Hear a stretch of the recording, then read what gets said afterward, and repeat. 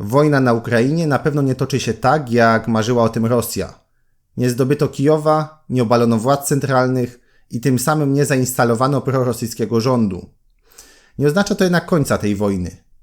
Nie wiemy, jaki będzie kres tego konfliktu, ale możemy powiedzieć, jakie muszą zaistnieć warunki, by doszło do trwałego zakończenia działań zbrojnych, a nie tylko chwilowego zamrożenia starć na linii frontu.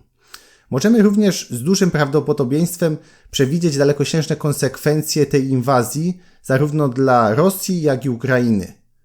Czy całkowita porażka Federacji Rosyjskiej, połączona z wypłacaniem wysokich reparacji, a także postawieniem przed sądem Władimira Putina i innych prominentnych działaczy kremlowskich jest w ogóle możliwa? Jak dotąd Rosja radziła sobie z porażkami wojennymi? Na te pytania spróbujemy odpowiedzieć w tym materiale. Jeżeli doceniasz naszą pracę i chcesz współtworzyć kolejne materiały, to możesz nas wesprzeć w serwisie Patronite lub przez wirtualne postawienie kawy w serwisie Buy Coffee 2. Linki będą widoczne w opisie filmu. Za każdą, nawet najmniejszą wpłatę serdecznie dziękujemy. Rosja wbrew pozorom jest państwem, które w swojej historii przegrywało dosyć często. W XX wieku zwycięska okazała się praktycznie jedynie II wojna światowa. W kontekście obecnego konfliktu na Ukrainie najczęściej przywołuje się rosyjskie klęski w wojnie krymskiej, japońskiej, fińskiej i afgańskiej. Każdy z tych konfliktów pokazał słabość pozornie silnego imperium, jednakże różne były przyczyny tych niepowodzeń i różna była ich cena. Na niektóre z nich Rosjanie mogli sobie po prostu pozwolić. 30 marca 1856 roku w Paryżu, na mocy traktatu kończącego wojnę krymską, Rosja ograniczyła swoje wpływy w basenie Morza Czarnego i dokonała stosunkowo niewielkich zmian granicznych na korzyść Turcji i Mołdawii. Był to, wydaje się, dosyć niski koszt przegranej, biorąc pod uwagę, że w trakcie tej wojny Rosjanie utracili kontrolę nad sporą częścią Półwyspu Krymskiego. Lecz były również inne skutki tego konfliktu. Nowy car Aleksander II przeprowadził w kraju liberalne reformy, a klęska w wojnie spadła na barki zmarłego w jej trakcie poprzednika, cara Mikołaja I. W 1905 roku Rosja musiała z kolei uznać wyższość armii japońskiej i na rzecz przeciwnika doznała już całkiem sporych strat na Dalekim Wschodzie. Główną przyczyną tego była jednak sytuacja wewnętrzna. W Rosji wybuchła rewolucja, która mogła zagrozić nawet stabilności carskiej władzy. Car Mikołaj II zdecydował się zatem zawrzeć pokój z Japonią i przeprowadzić w swoim państwie zmiany ustrojowe. Rozpoczęta z kolei w 1939 roku wojna Związku Radzieckiego z Finlandią obnażyła słabość Armii Czerwonej. Po miesiącach ciężkich walk Moskwa zdecydowała się zakończyć konflikt. Sowieci uzyskali co prawda część fińskiego terytorium, ale nie udało się, jak zakładano pierwotnie, opanować całego państwa. Należy jednak mieć na uwadze, że kierunek fiński dla Stalina miał drugorzędne znaczenie, a wobec przygotowanej rozprawy z Zachodem marnotrawienie tam sił i środków było bezsensowne. Wojna afgańska, która naznaczyła w Związku Radzieckim dekadę lat 80., poważnie osłabiła rosyjską gospodarkę i nadszarpnęła wizerunek Moskwy, ale w oficjalnych przekazach mogła być przedstawiana jako sukces. Celem interwencji było bowiem nie tyle podbicie Afganistanu, co wsparcie prosowieckich władz, które w momencie wycofania radzieckich wojsk jeszcze nie zostały obalone. Mimo to operacja afgańska stała się jednym z kamyków, które doprowadziły do upadku Związku Sowieckiego. Sytuacja Ukrainy na tym tle jawi się zupełnie inaczej. Dla rosyjskich elit wizja prozachodniej Ukrainy czy Białorusi jest nie do przełknięcia. Dla Moskwy jest to kierunek strategiczny. Dlatego przynajmniej wschodnia część państwa ukraińskiego w wizji włodarzy na Kremlu musi znaleźć się w rosyjskiej strefie wpływów. Z czego to wynika? To tłumaczymy w naszym materiale, dlaczego Rosja nie odpuści Ukrainy. W przeszłości miała jednak miejsce wojna, po której Rosja musiała się zrzec ziem ukraińskich. 3 marca 1918 roku w Brześciu Litewskim delegacja Rosji Sowieckiej wyrzekła się na rzecz państw centralnych swoich praw do okupowanych przez Niemcy i Austro-Węgry terytoriów państwa rosyjskiego, w tym niemal całości obecnej Ukrainy. Wynikało to znów z przyczyn wewnętrznych. Władzę w Rosji przy finansowym wsparciu Niemiec zdobyli bolszewicy, ale ich pozycja była niestabilna i szybko stała się zagrożona przez tzw. antysowieckich Białych Rosjan oraz korpusy interwencyjne państw Antanty. W traktacie brzeskim bolszewicy zostawili sobie jednak furtkę do ponownego odzyskania tych ziem. Ich status miał być bowiem ustalony zgodnie z wolą lokalnych społeczności. Rosja zatem zaczęła głosić ideę samostanowienia narodów, której pełna realizacja miała nastąpić w ustroju komunistycznym. Tym samym rewolucje, które miały wybuchnąć na utraconych ziemiach, powinny przywrócić władzę Rosji. Zrzeczenie się ziem ukraińskich było tu zatem taktyczne i chwilowe, obliczone na ugruntowanie bolszewickiej władzy. Poza tym klęskę w I wojnie światowej można było zrzucić na obalony carat. Dzięki temu było też łatwiej przełknąć kolejną porażkę, tym razem w wojnie z Polską. Sowieci, mimo że nie rozszerzyli rewolucji na resztę Europy, to po tym konflikcie ich władza była już zainstalowana na części ziem, które wcześniej oddali państwom centralnym. Powyższe przykłady mogą nas skłonić do kilku wniosków. Po pierwsze, kluczem do rosyjskiej przegranej na Ukrainie jest sytuacja wewnętrzna samej Rosji.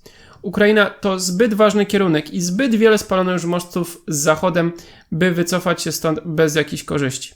I podobnie jak w trakcie wojny krymskiej czy I wojny światowej, najłatwiej by było, gdyby doszło do zmiany władzy na Kremlu, by można było zrzucić wszystko na poprzedników. Innym rozwiązaniem jest uzyskanie przez Rosję pewnych profitów, jak to było w czasie wojny fińskiej czy wojny polsko-bolszewickiej. Jeżeli zatem Ukraina poszłaby na ustępstwa względem Moskwy, to Kreml mógłby propagandowo uznać to za wielkie zwycięstwo, mimo że nie zrealizowano pierwotnych celów. Tylko to by było rozwiązanie tymczasowe. Rosja ma plany zmiany architektury światowej, a doraźne korzyści ich raczej nie zadowolą. Wcale nie prościej będzie, jeżeli armia ukraińska będzie wygrywać, a sytuacja wewnętrzna nie będzie zmuszać Rosji do ustępstw. Gdyby ta wojna toczyła się 100 lat temu, to po wyczerpaniu sił i środków Moskwa w końcu podpisałaby co najmniej zawieszenie broni, które by przypieczętowało jej klęskę. Ale obecnie Rosja posiada broń jądrową, która niestety, mimo przegranej w konflikcie konwencjonalnym, może dać jej zwycięstwo. To jednak, czy Moskwa jej użyje, zależy w znacznej mierze od postawy Zachodu. Ale jest jeszcze jedno pytanie i to nie mniej ważne. W jakiej formie zakończy się wojna na Ukrainie? Wbrew pozorom, wojna na Ukrainie nie musi zakończyć się traktatem pokojowym. Prawo międzynarodowe nie narzuca bowiem określonej formy zakończenia konfliktu zbrojnego. Najważniejszy jest sam fakt trwałego zaprzestania działań zbrojnych. Najczęściej przybiera to formę zawieszenia broni, które jednak wcale nie musi być wstępem do zawarcia pokoju. Tak było na przykład w wojnie koreańskiej, gdzie zawieszenie broni obowiązuje już blisko 70 lat.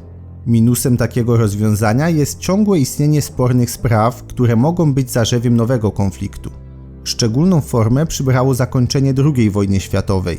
Niemcy i Japonia bezwarunkowo kapitulowały, co oznaczało, że to zwycięskie państwa mogły dowolnie decydować o ich losie.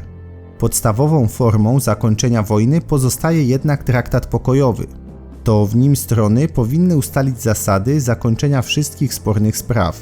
Najczęściej to też w traktatach pokojowych znajdują się zobowiązania strony przegranej do wypłaty reparacji. Brak takich ustaleń nie zamyka stronie napadniętej drogi do dalszego ubiegania się o nie, ale szanse ich uzyskania są już dużo mniejsze. We współczesnym prawie międzynarodowym może pojawić się problem uznania przez inne państwa ewentualnych rosyjskich zdobyczy terytorialnych. W przeszłości społeczność międzynarodowa uznawała z zasady wszelkie nabytki dokonywane przy użyciu siły. Jednakże na podstawie układu Branda-Kellogga z 1928 roku wyrzeknięto się wojny jako legalnego środka polityki międzynarodowej, a w 1945 roku w Karcie Narodów Zjednoczonych użycie siły w relacjach międzynarodowych ograniczono do działań autoryzowanych przez Radę Bezpieczeństwa ONZ lub aktu samoobrony przed napaścią zbrojną. Co więcej, po II wojnie światowej ugruntowała się praktyka nieuznawania skutków działań niezgodnych z prawem międzynarodowym. Tym samym nabytków uzyskanych przez Rosję w tej wojnie jako agresora świat nie powinien uznać. Kluczowe zaś dla zalegalizowania rosyjskich zdobyczy jest zrzeczenie się tych ziem przez Ukrainę. To, co najbardziej pobudza wyobraźnię społeczną, to kwestia osądzenia zbrodniarzy wojennych. Możliwości postawienia przed sądem chociażby Władimira Putina wydają się bardzo szerokie i nie trzeba tutaj tworzyć działających wstecz norm prawnych, jak to miało miejsce po II wojnie światowej przy procesach niemieckich zbrodniarzy. Rosja podczas wojny na Ukrainie złamała m.in. wiążące ją normy Karty Narodów Zjednoczonych czy IV Konwencji Haskiej. Popełnione przez nią czyny noszą również znamiona zbrodni przeciwko ludzkości. Międzynarodowy Trybunał Karny bada już kwestie dokonanych zbrodni wojennych na Ukrainie. W celu osądzenia rosyjskich zbrodniarzy możliwe jest również powołanie specjalnego trybunału, jak to miało na przykład miejsce po wojnie w byłej Jugosławii. Władimir Putin mógłby też stanąć przed sądem powszechnym innego kraju, np. polskim. Prezydent Rosji może odpowiadać w Polsce za przestępstwo z artykułu 117 paragraf 1, czyli wszczęcie i prowadzenie wojny napastniczej. Grozi mu za to kara pozbawienia wolności na czas nie krótszy od lat 12, kara 25 lat pozbawienia wolności albo kara dożywotniego pozbawienia wolności. Polska prokuratura już wszczęła w tej sprawie śledztwo. Jednak, żeby Władimira Putina postawić przed sądem, wypadałoby go najpierw złapać. Dziś wydaje się to nierealne, ale pamiętajmy, że gdyby doszło na Kremlu do zmiany władzy, to ceną ewentualnego porozumienia z Zachodem dla rosyjskiej nowej elity może być właśnie wydanie poprzedniego kierownictwa. Ale jednocześnie warto tutaj zrobić jedną ważną uwagę. Prawo międzynarodowe jest specyficzną gałęzią prawa. Nie ma tu obowiązkowego sądownictwa, aparatu przymusu karzącego za złamanie zasad. Wszystko praktycznie tak naprawdę opiera się na woli państw.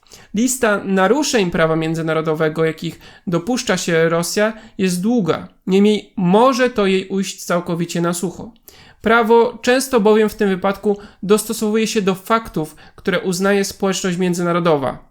Nie tylko zatem od siły ukraińskiego oporu, ale również od nastawienia państw trzecich będzie zależeć wynik tej wojny.